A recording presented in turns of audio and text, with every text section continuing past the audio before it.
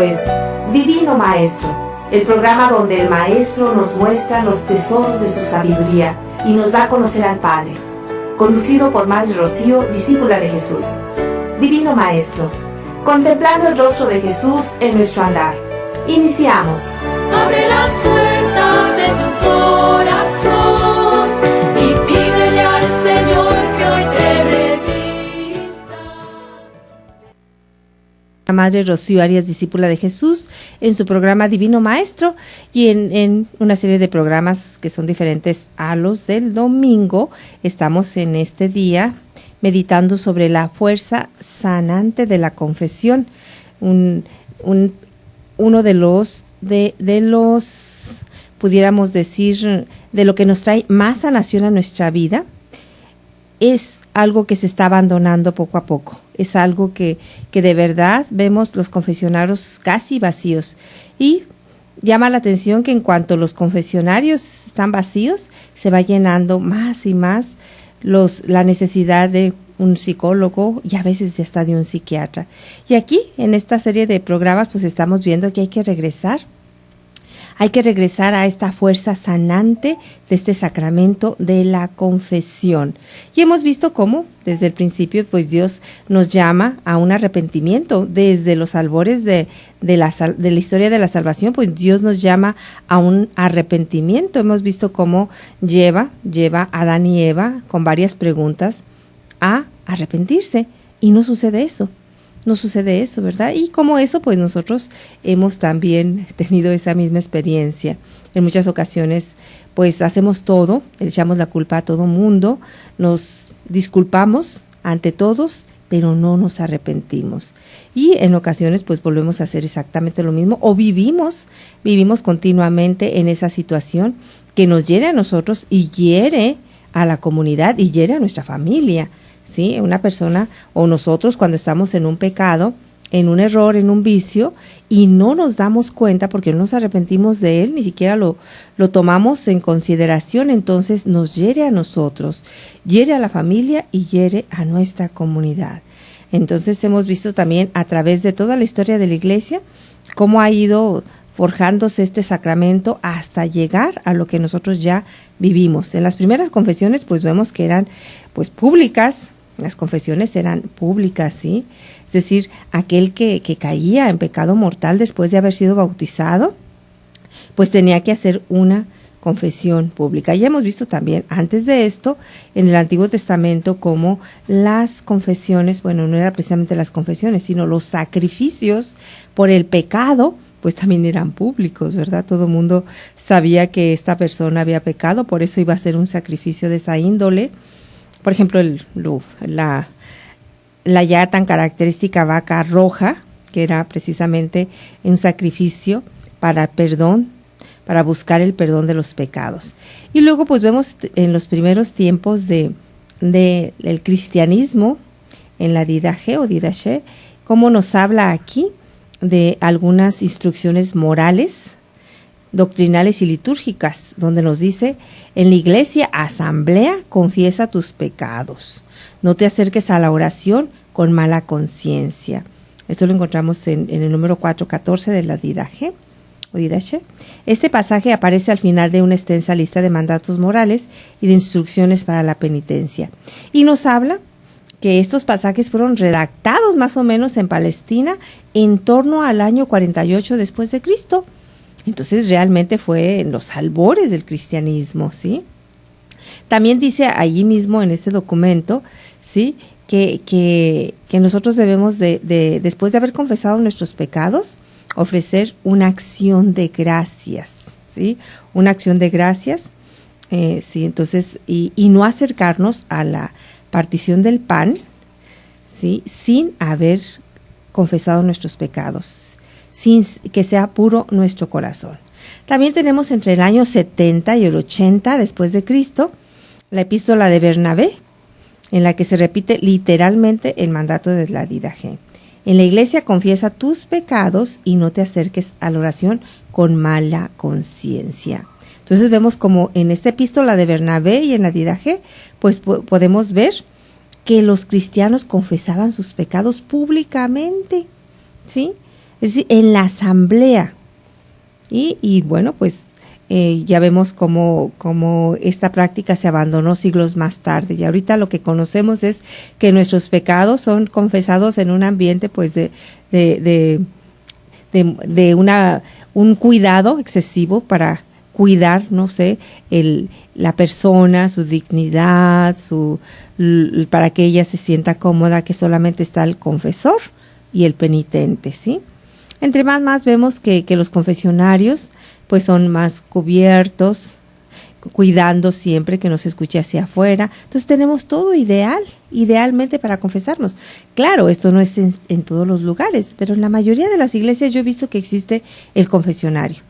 Otros, por ejemplo, dadas las circunstancias, confiesan pues en una silla y el penitente en otra, y he visto, no sé, ha salido en internet hasta esas redadas de confesiones que se han hecho en los lugares públicos, en los tiendas, en los autoservicios, en los parques, y eso es muy bonito. Entonces, pues simplemente el sacerdote se lleva su silla o otra silla para el penitente y allí confiesan. Pero siempre se ha buscado ya en estos tiempos, pues que haya ese ambiente de cuidar, ¿verdad? Pues para que la persona que se va a confesar se sienta en confianza de que nadie puede escuchar sus pecados. Y bueno, pues no es así como cuando nos confesamos con un sacerdote sordito. Me acuerdo que en San Luis Potosí había un sacerdote viejito ya muy sordo. Entonces, pues no nos gustaba para nada, ni siquiera acercarnos, porque él decía, ¿qué? Que se estaba confesando de mentirosa. ¿Es usted una mentirosa? Y así todo el mundo se da cuenta que la persona que se estaba confesando era mentirosa o era chismosa o lo que sea. Entonces, pues él repetía los pecados de cada persona porque no escuchaba bien. Entonces, pues eso ya es otra cosa. Dice, esta práctica pues se abandonó ya en los siglos más tardes. Pues es muy fácil de adivinar, ¿verdad? Evitar la violencia del penitente, la vergüenza de las víctimas, por un tema de delicadeza. De este modo la Iglesia aplicaba su misericordia de un modo aún más compasivo. Y sí, más compasivo, ¿verdad? Esta práctica se lleva a cabo todavía en algunas congregaciones donde cada noche se pide perdón a toda la comunidad por algo que se hizo, ¿verdad? Eso creo que todavía se lleva, no con nosotros, ¿verdad? Claro, si yo hago algo, sí debo de confesarlo y decirle a mi superiora lo que hice, que rompí algo, que se descompuse algo, que hice algo, pues sí debo de pedir perdón. Y bueno, pues vemos también a San Ignacio de Antioquía, cómo él desarrolla la idea de la penitencia al servicio de la comunión, ¿sí? Como escribe a los fieles de Filadelfia. El Señor garantiza su perdón a todos los que se arrepienten si a través de la penitencia vuelven a la unidad de Dios y a la comunión con el obispo, ¿sí? Entonces vemos a partir de esto cómo todos los padres de la Iglesia van hablando de la confesión. ¿Sí? Para los padres de la Iglesia, la alternativa a la confesión es clara y escalofriante. En el año 96 después de Cristo, el Papa Clemente de Roma dijo: es bueno para un hombre confesar sus transgresiones en vez de endurecer su corazón. Aunque el sacramento ha estado con nosotros desde el día de la resurrección de Jesucristo, los cristianos lo han recibido de muy diversos modos. También la doctrina de la Iglesia sobre la penitencia se ha desarrollado a lo largo del tiempo. Es decir, en resumen, el sacramento continúa siendo el mismo, pero en ciertos aspectos parece en cada época diferente. Sigue siendo el mismo. El penitente que se arrepiente de sus pecados, que hace el examen de conciencia y que se acerca a confesarlos y con un deseo de no volver a cometerlos, ¿sí? Y después pues viene la penitencia, ¿sí? Entonces, por ejemplo, también en algunos lugares antiguamente sí se enseñaba que determinados pecados, como el asesinato, el adulterio, la apostasía, deberían confesarse, pero la absolución no se conseguía en esta vida.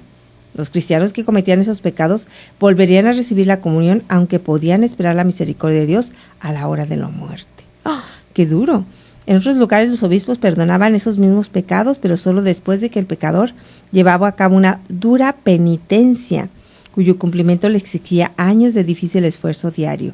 Con el paso del tiempo, la Iglesia modificó dichas prácticas para hacerlas menos gravosas y ayudar a los cristianos a buscar la fuerza en la Eucaristía para evitar el pecado, ¿sí? Y que los pecadores arrepentidos cayeran en la desesperación, ¿sí?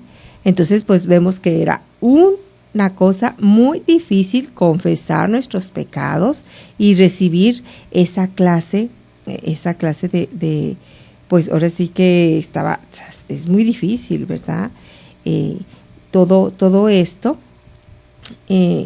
podíamos llevar a no confesar nuestros pecados, ¿verdad? Es decir, después de confesarnos la absolución, era difícil solamente a partir de duras penitencias, ¿sí? Y pues nosotros vemos que las penitencias ahora que nos dejan, pues es una Ave María, 3 Aves Marías, hasta algunos sacerdotes algún rosario o escuchar la misa, o pues esas son penitencias muy fáciles, ya a veces se nos hace difícil.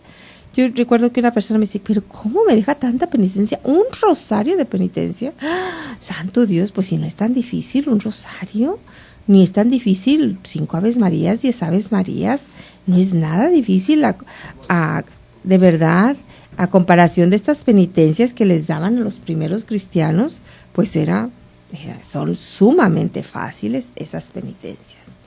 Pues vamos a una pausa y regresamos con más en su programa Divino Maestro. Aumenta nuestra fe para que lleguemos a contemplarte eternamente en el cielo. Hacemos un corte y regresamos con más en Divino Maestro.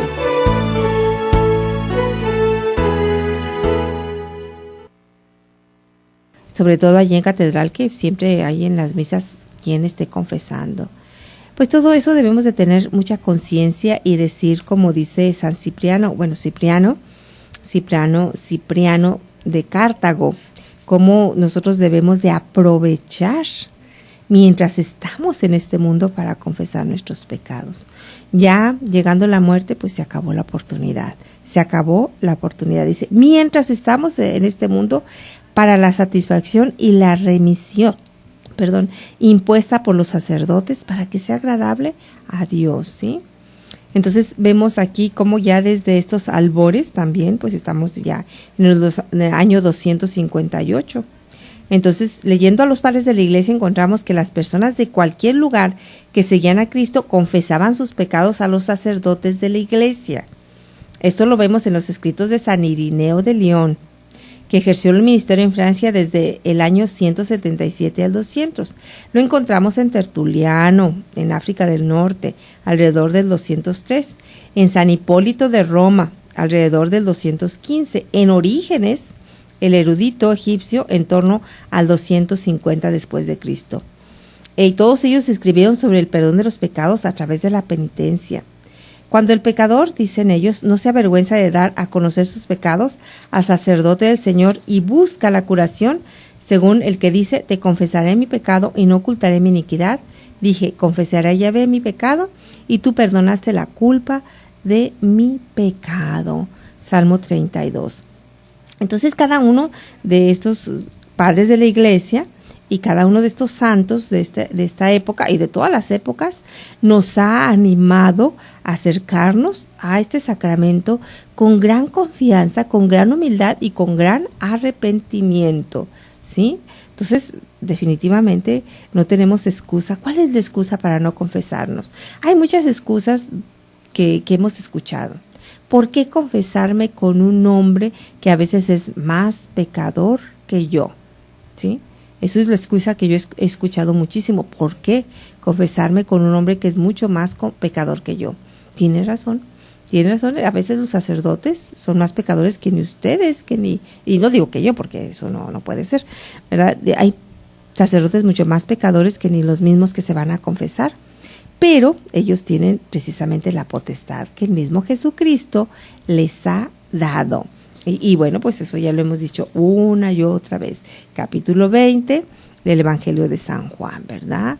Sí, cuando sopla sobre ellos después de la resurrección, dice, a quienes perdonen los pecados, les quedan perdonados. Y a quienes no les perdonen los pecados, le quedan sin perdonar. Precisamente por eso, ¿sí? Es decir, capítulo 20, 22 y 23, ¿sí? Es decir, por eso precisamente, porque no es el sacerdote quien perdona los pecados, porque no es el sacerdote quien te da la absolución. Ya habíamos visto en programas pasados cómo precisamente cuando Jesucristo le dice a que cuando entra aquel paralítico se lo llevan y les dice, tus pecados te son perdonados, y ciertamente dicen los que están allí, dice, ¿cómo se atreve a decir esto? Solamente Dios puede perdonar los pecados. Tiene razón. Tenemos razón, solamente Dios puede perdonar los pecados. Y entonces en ese momento ellos se quedan con la disyuntiva. O de verdad acogemos a este hombre como Dios, porque está nombrando Dios, se está autonombrando Dios. O de verdad lo acogemos como Dios, o lo crucificamos como blasfemo. Unos lo acogieron como Dios, ciertamente a Jesucristo, unos lo acogieron como Dios, como debe de ser, y otros querían crucificarlo y al final lo crucificaron por blasfemo, porque sin ser Dios creía o se nombraba Dios. Entonces, pues eso cuando él decía, tus pecados te son perdonados, ciertamente, absolutamente, ¿verdad? Que Jesucristo, ¿verdad?, se estaba diciendo, yo soy Dios Todopoderoso, porque solamente Él podía perdonar los pecados, ¿sí? Entonces vemos cómo la misericordia de Dios durante toda la historia de la salvación, de verdad, ha sido algo tan vital en la vida de todo cristiano. La misericordia de Dios que se da y que se lleva a cabo más plenamente en un confesionario. Recuerdo que un sacerdote, cuando, creo que yo no fui la que me acerqué, ¿verdad? Pero una de las hermanas nos contaba que cuando si ella se acercó a confesarse, le abrió los brazos y les dice, hoy el Padre te abre los brazos porque tú regresas como ese hijo que regresa al amor del Padre, ¿sí? Entonces, es cierto, la misericordia de Dios solamente la podemos experimentar, ¿verdad?, en los brazos del Padre de amor. Y bueno, antes de irme, pues también queremos recordarles que mañana en punto de las 5 de la tarde, tenemos lo que es porque usted lo pidió, regresa el velorio en punto de las 5 de la tarde en el Jardines del Sol. Vamos a tener, y el costo solamente va a ser 150. Si usted no tiene su boleto, no se preocupe, dice, no tengo boleto, allí va a haber boletos. Allí en la entrada vamos a estar con los boletos, y usted con ese boleto no solamente va a disfrutar de la obra de teatro, sino también va a tener derecho a degustar los exquisitos pues postres que vamos a llevar. Así que lo esperamos mañana en punto de las 5 de la tarde en Jardines del Sol. Vamos a una pausa y regresamos con más en su programa Divino Maestro. Aumenta nuestra fe para que lleguemos a contemplarte eternamente en el cielo. Hacemos un corte y regresamos con más en Divino Maestro.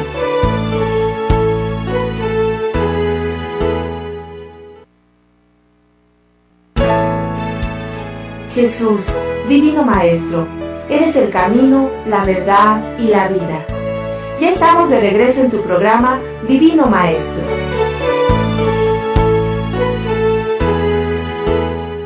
Pues estamos nuevamente de regreso en su programa Divino Maestro y estamos viendo lo que es la fuerza sanante de la confesión. Y hemos visto durante toda la historia de la salvación cómo ha ido creciendo y cómo se ha ido desarrollando primero estos sacrificios por nuestros pecados, luego ya en la nueva alianza con la resurrección de Jesucristo, pues este sacramento, y que ha tenido pues pasos muy importantes hasta llegar a lo que nosotros ya conocemos, ¿sí? En el Antiguo Testamento vemos cómo el trono de la misericordia, así se le llamaba también, el trono del mismísimo Dios, el trono de la misericordia, estaba en el Santo de los Santos, ¿sí?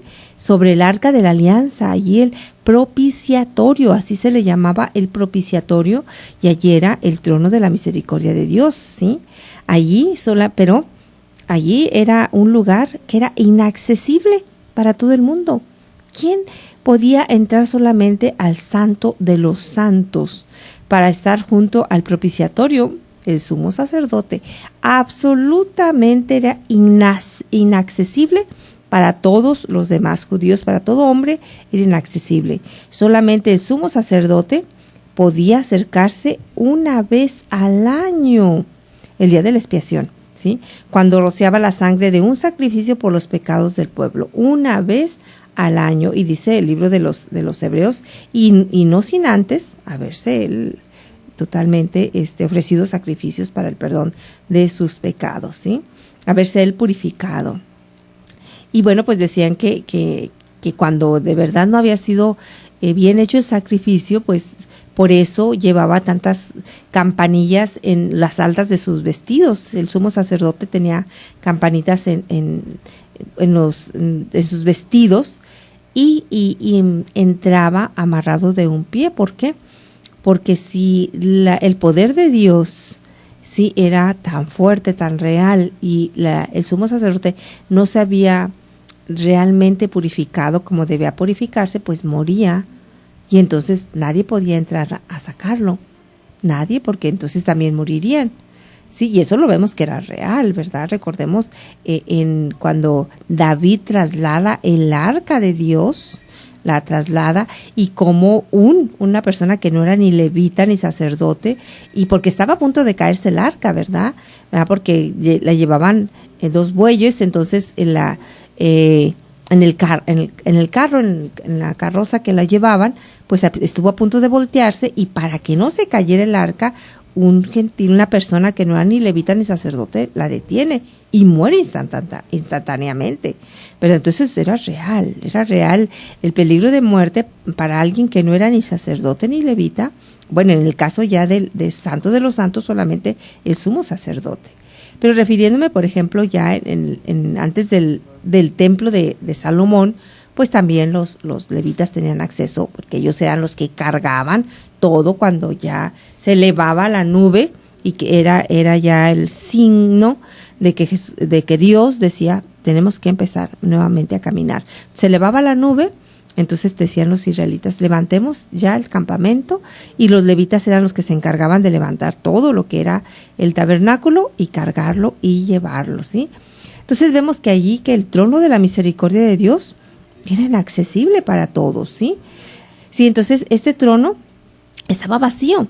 En la nueva alianza el trono está ocupado, por fin, por un sumo sacerdote, Jesucristo, que es capaz de compadecerse de los débiles, ¿sí? Todo esto lo encontramos en el libro de Hebreos. Además, este sumo sacerdote no desea que estemos lejos, temblando y llenos de temor, sino que nos adelantemos, nos acerquemos a Él. ¿Se recuerdan también cuando Dios se manifestaba en el monte y había truenos y centellas y todos los israelitas estaban asustados? No, acércate tú, le decían a Moisés, acércate tú, ¿verdad? Porque nosotros vamos a perecer si nos acercamos al poder de Dios, ¿sí? Entonces, no, nos dice el libro de los Hebreos, acerquémonos pues confiadamente al trono de la gracia, a fin de conseguir misericordia y hallar la gracia para el auxilio oportuno, ¿sí? Entonces, pues esto solamente podía llegar ya en momento de la revelación divina, el culmen de todos los signos, el culmen de todas las imágenes que solamente eran, pues eso, signos, ¿verdad? Y cuando ya llega lo real, que es lo que ya estamos viviendo nosotros, ¿sí? Entonces llega ya con la plenitud de la revelación divina, es decir, la nueva alianza. Sí, entonces ya nosotros tenemos ya muy clara que toda la revelación sobre la misericordia de Dios. Recordemos que ya toda la revelación se nos ha dado en Jesucristo. Toda la revelación la tenemos ya en Jesucristo, ¿sí? Y la misericordia de Dios se nos ha venido a revelar ya plenamente en la persona de Jesucristo, porque la misericordia de Dios es su mayor atributo. ¿La misericordia de Dios es su mayor atributo? Sí, la misericordia de Dios es su mayor atributo. ¿Por qué es el mayor? Porque no porque nos haga sentir mejor o porque nos resulta más atractivo que su poder, ¿verdad? Porque a nosotros nos conviene más que sea su mejor atributo. Sí, no. Sí, es decir, es su mayor atributo porque es la suma y la esencia de su poder, de su sabiduría y de su bondad. Sí, es la esencia de su poder. Nadie puede decir, fíjense nada más, la grandeza de su poder de verdad se traduce en amor. La grandeza de su poder se traduce en amor, ¿sí? Su sabiduría y bondad, ¿sí? Es la suma y esencia de todo lo que es Él, ¿sí? Podremos reconocer sus atributos que pertenecen a su poder, a su sabiduría, a su bondad, pero la misericordia es algo más, ¿sí? Es la convergencia de todos estos atributos, ¿sí? De estos 3 atributos pudiéramos decir su sabiduría, su bondad y su poder. Es la convergencia de todos sus atributos, ¿sí?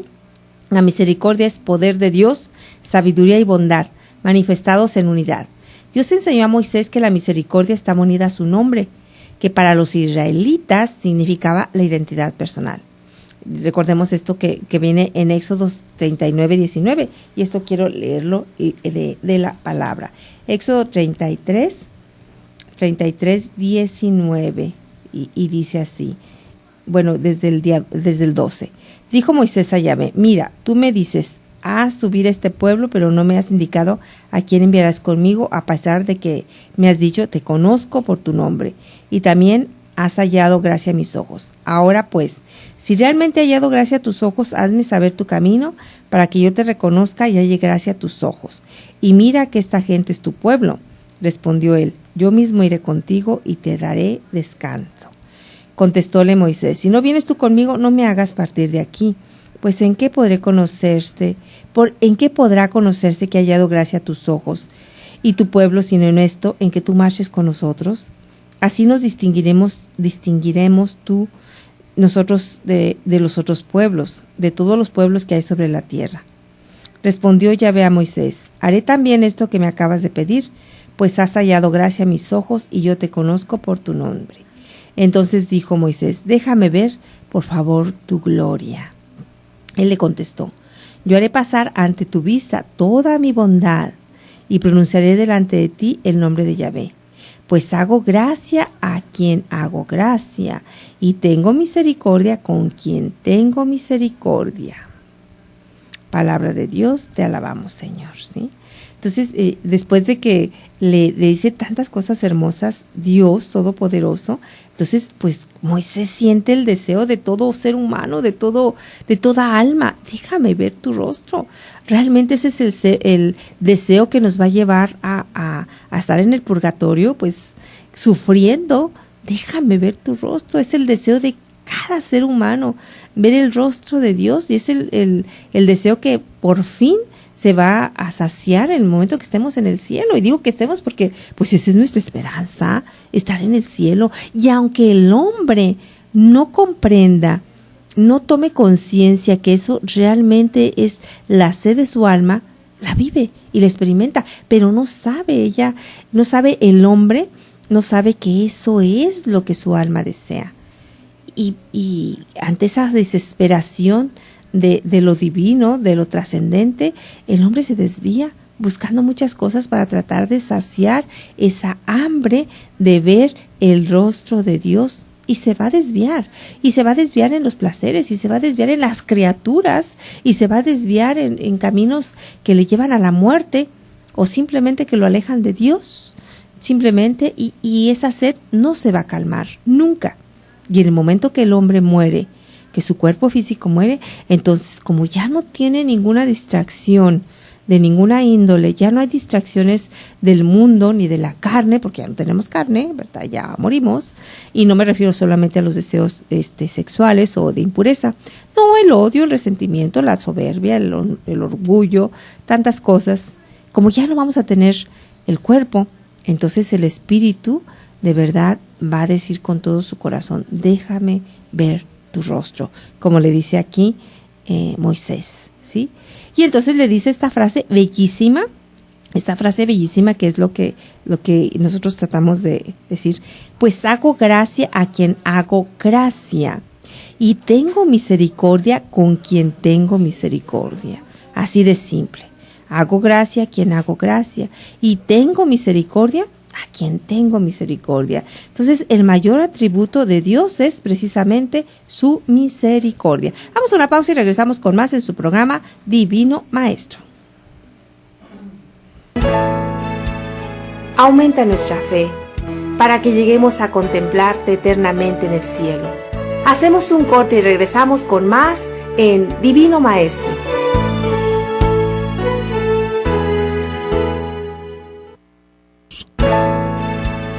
Jesús, Divino Maestro, eres el camino, la verdad y la vida.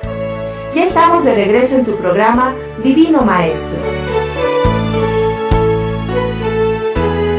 Y regresamos con ustedes en este programa Divino Maestro y mandamos un saludo muy especial a Faustino López, que nos está escuchando desde Rosario, Sinaloa. Faustino, Dios le bendiga. Él dice que estuvo en la comunidad hace 3 años en Ojo de Agua. Pues de verdad que bueno que nos sigue escuchando, Faustino. Dios le bendiga y ojalá y que un día pueda visitarnos aquí nuevamente en Tijuana.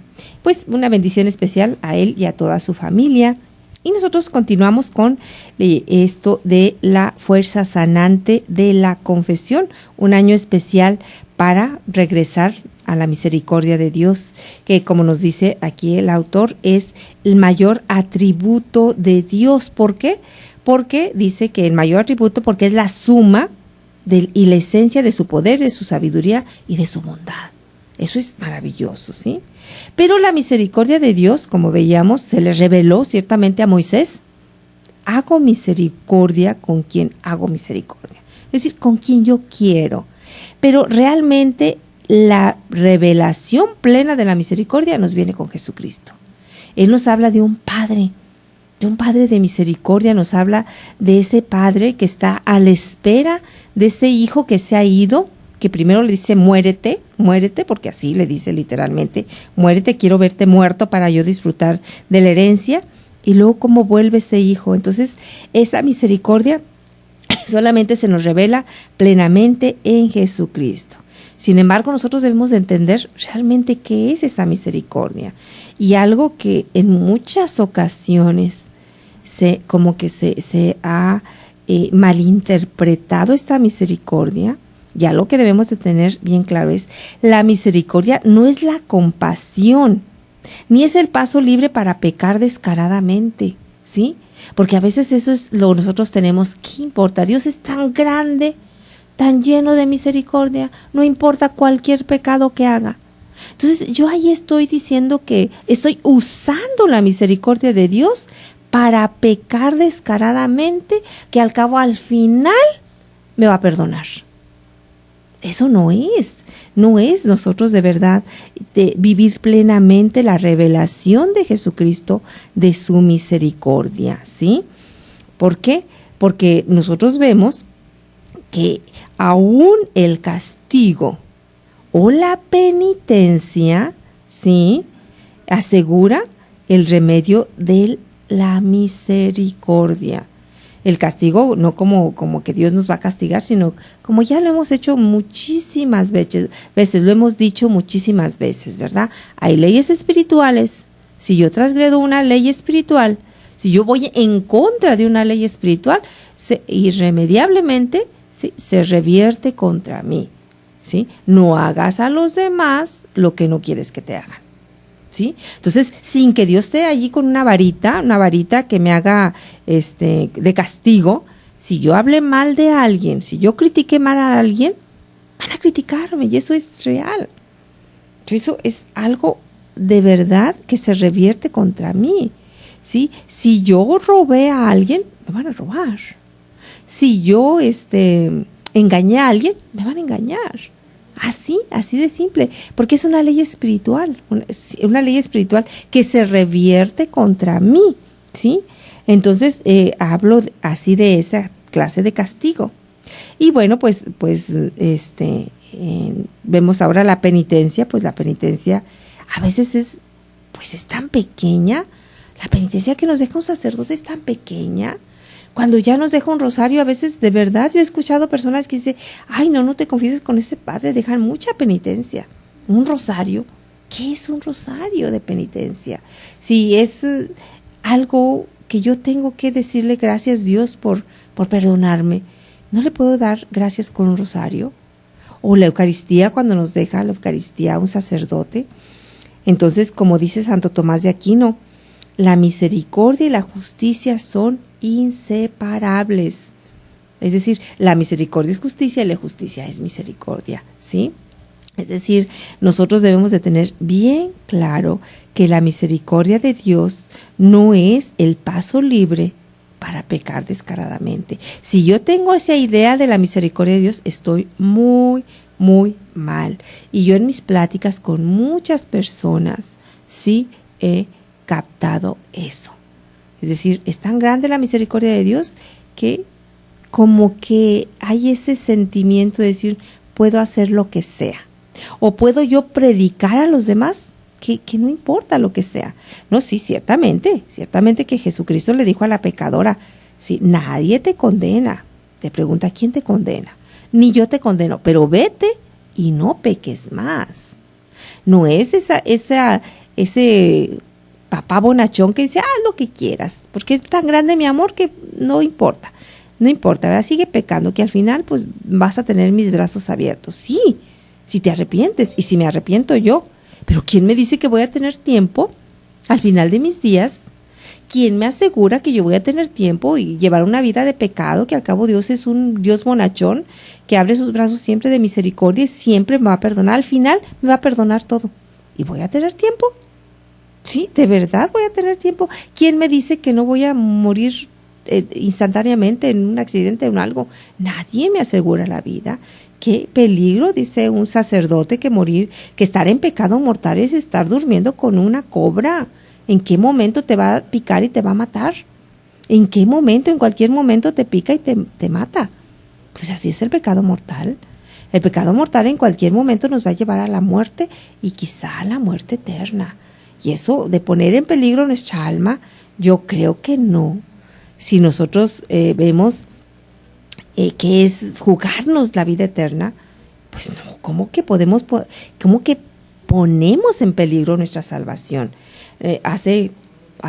Pues precisamente una semana estuvo con nosotros el padre Carlos Santillán, y les repito, es un hombre tan sabio, y nos hablaba precisamente de esto, de decir cómo vamos por la vida, de verdad, nosotros buscando, pero afanosamente, la felicidad. Todo se centra en buscar la felicidad. Los padres, dice, todo su preocupación es que sus niños vivan bien.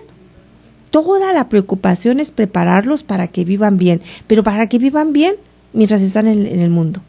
Los preparan con estudios, es que tienes que estudiar, y qué bueno, eso no es malo, todo lo contrario es bueno, ¿verdad? Pero un padre de familia siempre ve y que tenga su carrera segura, y ellos compran un seguro de vida para que a sus hijos no les falte nada, y bueno, les compran su casa, si les pueden dejar ya su carrera, es decir, todo para que vivan bien aquí.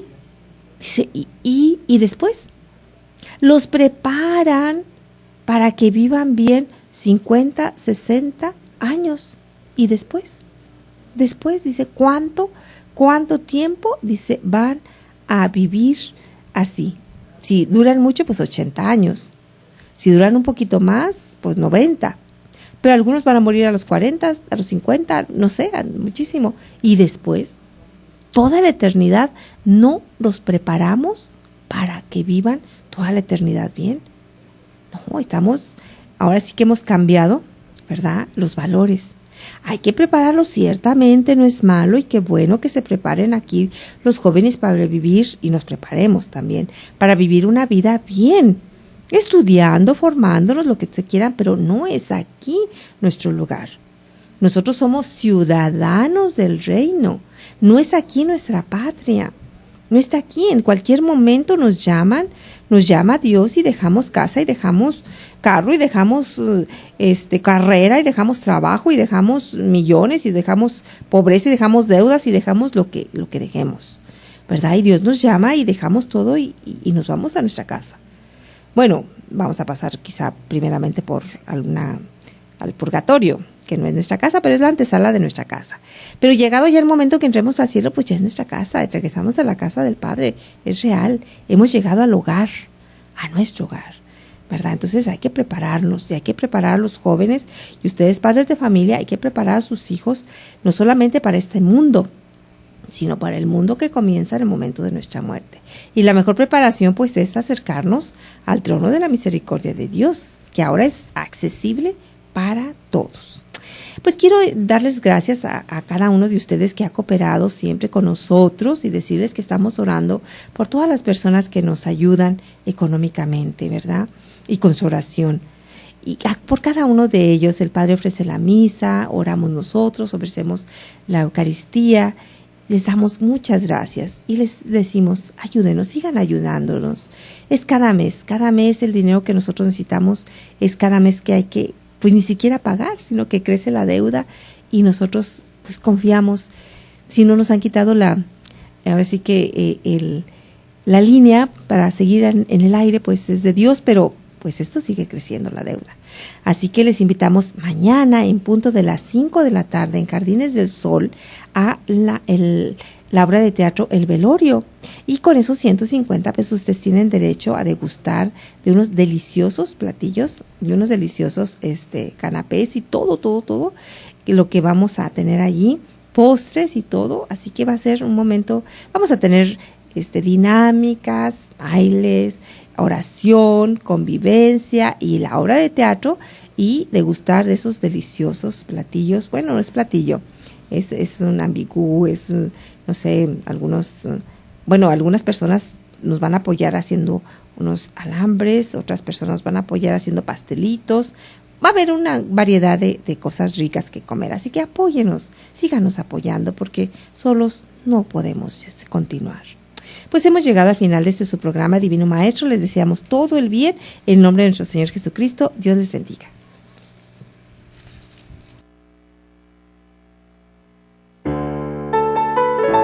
Gracias por tu compañía el día de hoy, en este programa donde mostramos el rostro divino de Jesús, del Divino Maestro. Jesús, Divino Maestro, te adoramos presente en la Iglesia, tu cuerpo místico y sacramento universal de salvación. Gracias y Dios te bendiga. Abre